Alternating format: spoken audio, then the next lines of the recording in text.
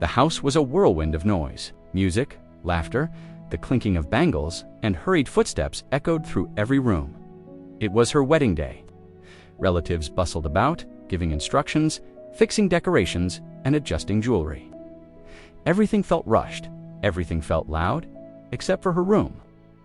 Anya sat quietly on the edge of the bed, a bride in waiting. The red fabric of her lehenga felt heavy, but heavier still was the silence beside her. The space where her mother should have been adjusting her dupatta, scolding her gently, wiping her tears, was achingly empty. Her mother had passed away 2 years ago. Cancer, slow, painful, unfair.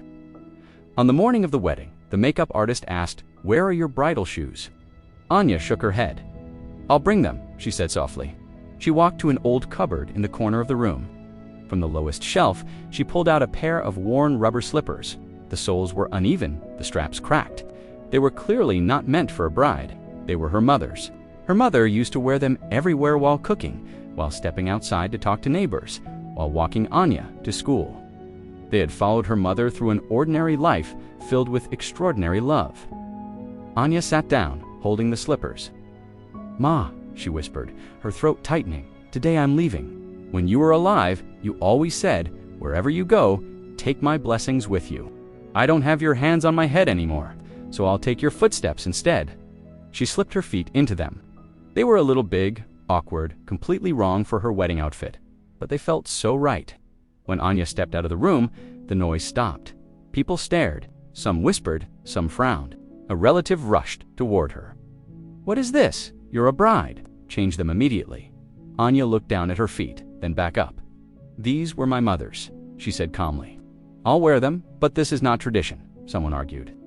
"This will look strange in photos," another added. Anya smiled faintly.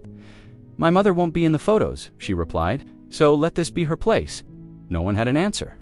Her father stood in a corner, his eyes filling with tears, but he didn't stop her. He knew.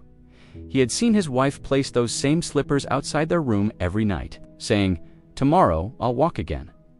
When it was time to leave, Anya walked toward the door. Each step seemed to echo, not with sound, but with memory. She remembered her mother walking across this same floor, calling her name, reminding her not to forget her lunch, telling her to tie her hair properly. Outside, as she reached the car, someone gently asked, "Anya, are you okay?" She nodded. "I'm not weak," she said. "I'm accompanied."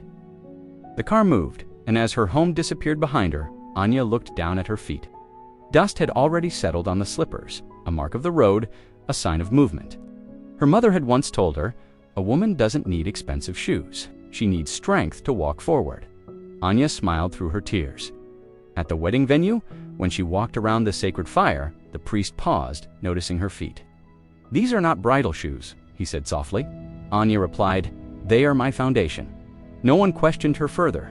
When the final ritual ended and her new husband reached out his hand, Anya hesitated for just a second, then stepped forward, still wearing her mother's slippers. Later that night, when she finally removed them, she placed them carefully inside her bag, not as footwear, but as an inheritance. Because gold can be stolen, jewelry can be lost, but the path her mother walked, that was forever hers. And so, a bride left her home, not in luxury, but grounded in the quiet strength of the woman who taught her how to walk, even when the world changed beneath her feet.